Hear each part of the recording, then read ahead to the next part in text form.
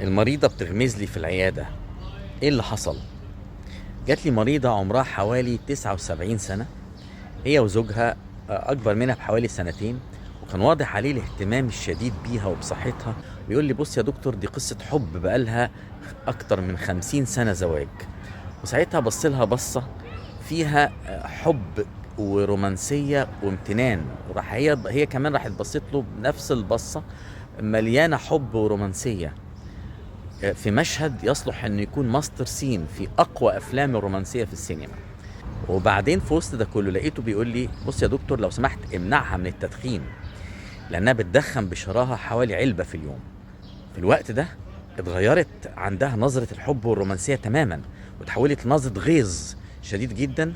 ولقيتها بتغمز لي غمزه متكرره وبتهز راسها، ما معناه انها بتقول لي لا مش هوقف. وفعلا راحت قايله لي لا يا دكتور ما تسمعش كلامه، انا مش هوقف التدخين خالص. الرغبه عندها في السيجاره اطفأت اجمل لحظات الرومانسيه.